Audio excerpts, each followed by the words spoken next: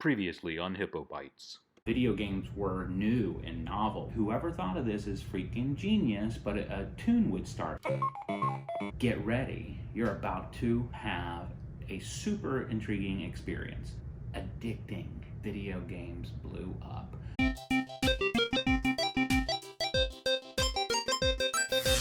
Last time we talked a little bit about that magic you felt when you first played a video game for the first time. The addiction was real. People wanted more, and video games just started showing up everywhere. I mean, every gas station, every convenience store, every grocery store, every place was getting video games. This was an explosion. It wasn't just like a group of people. It wasn't just male, female, ages, this to that. It was everybody. Everybody was getting into this video game craze. Why? Because we never had this sort of like dopamine release. This was electronic visualization and electronic sounds and being able to control something with your hand on screen. The dopamine release you got from this was huge, so people just needed it. The popularity of video games just got immensely huge. Saturday morning cartoons started coming out. Songs about video games started coming out. We all know the song Pac-Man Fever, but there was a whole record with all sorts of songs about video games. There's one about Frogger and Donkey Kong and Omega Race. These were just a bunch of horrible, crappy songs, but people were buying it up. Strategy guides started coming out, books about how to do the patterns in Pac-Man. Arcades just started popping up everywhere. They started out in shopping malls, strip centers, shopping centers, department stores. Everybody just started putting in arcades. So I wish I can articulate the magic these arcades brought you. The feeling that you got when you entered one was something you never felt before. This was sensory overload. Right now, we're desensitized. We have computers, we have iPhones, we're desensitized, but we weren't then. This was new and novel. So when you walked in, you had like this dopamine hit to the brain. You saw these screens lit up everywhere. You heard the electronic music going on. There was change machines dropping quarters, music playing. You were overwhelmed electronic bliss.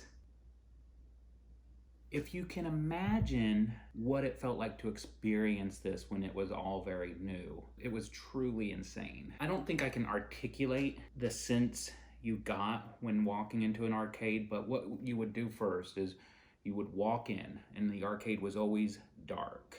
As you walked in, you would see, tens, even hundreds of video games. The lights were bright, the screens were flashing, coin machines dropping tokens out. The senses were just truly overwhelmed. So the first thing you would do when you walked into an arcade is take your dollar, go to the change machine, put it in, hope it didn't spit it back out. If it did, then you'd take it, rub it on the corner, try to straighten that dollar out a little bit, put it back into the machine, cross your fingers, and hope the quarters come out.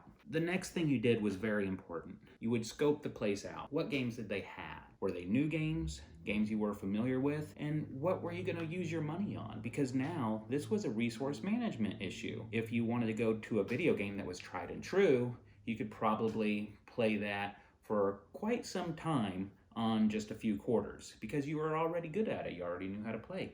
However, if there's a new and enticing game you wanted to play, you had to think, I'm going to have to blow a couple dollars on just the learning curve for that video game. So you're going to go through that money a lot faster.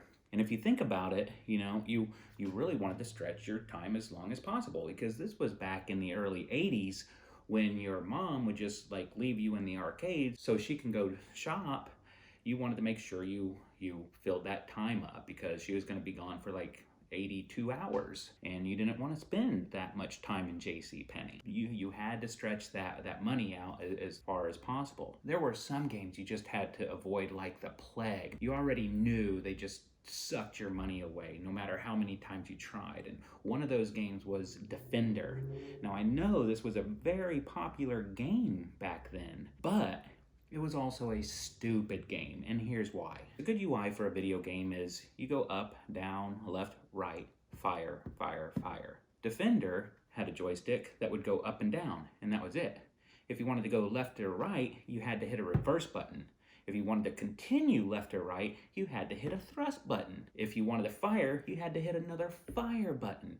And then if you wanted to smart bomb, there was a smart bomb button and there was a warp button. The game was just a mess. There was stuff going on all over. You know, it was like a real schizophrenic game. The other game I wasted a lot of money on trying to figure out was Saxon. This was supposed to be a cool, neat, new 3D perspective type game. However, with that perspective, you had to figure out a new dimension. There was like forward, backwards, left, right, up, and down.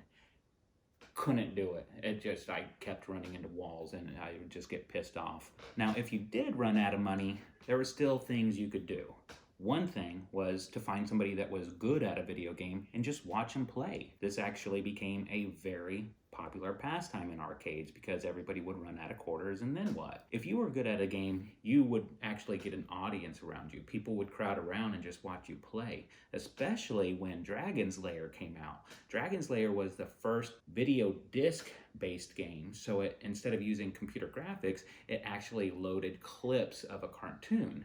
And you interacted with this cartoon almost like Choose Your Own Adventure, and it would play clip to clip to clip depending on how you interacted. If you're good at it, you could go through the whole episode, and people wanted to see that. So the crowds around this machine got super big.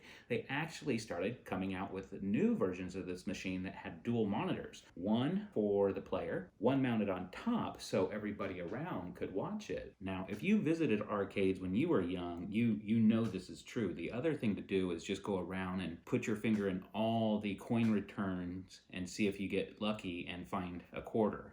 It would happen sometimes, and it was the best feeling when you actually did find one. There was an unspoken etiquette that developed around video games too. If you wanted to play the game and it was super popular, everybody around wanted to play, you would have to call next game somehow. And how did you do that?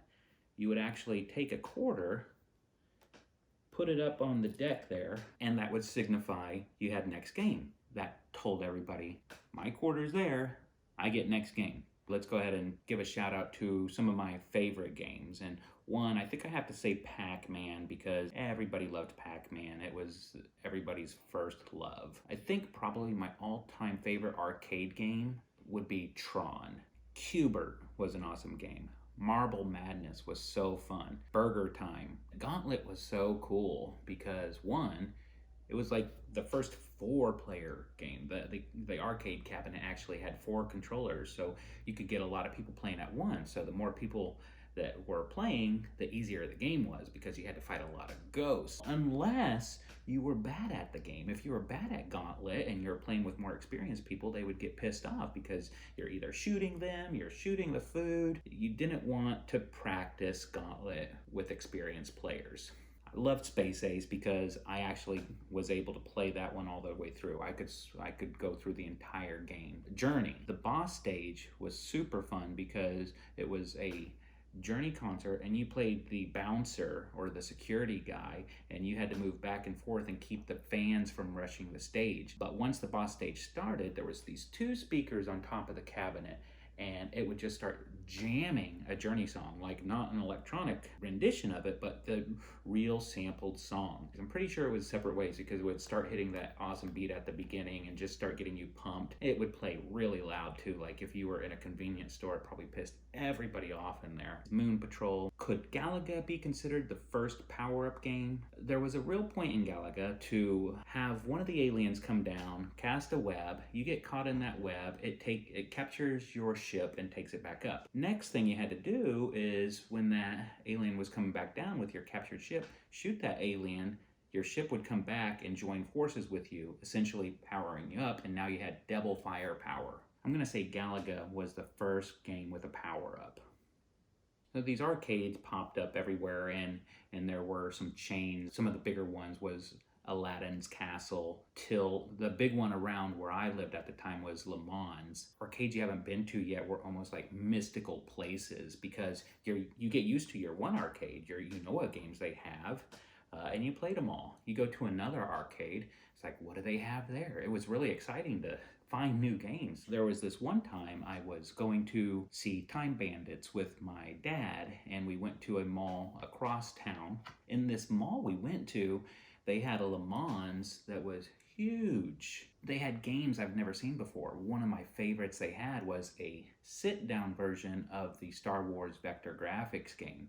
So you would actually climb into the cabinet, which totally felt like you were getting into an X-Wing and shooting him up. Life-changing. This was like the mecca of arcades. So then, alas, arcades started declining in popularity. Sure, we probably got a little desensitized, the novelty wasn't there anymore. But I also get a feeling, and this could just be me, that as games got better graphics, things looked more realistic, sound got more realistic, video games kind of lost their charm. They weren't as intimate. They didn't use so much imagination anymore. So yeah, I think a lot of people just started to bail after that. If you have an arcade memory that you would love to share, I would love to hear it. I think just reminiscing about the old arcade and hearing these stories is so nostalgic. So if you do have a good memory of an old, an arcade experience, let me know. Put it in the comments. I'd love to hear it. Also, please subscribe. I really will appreciate it. Thanks.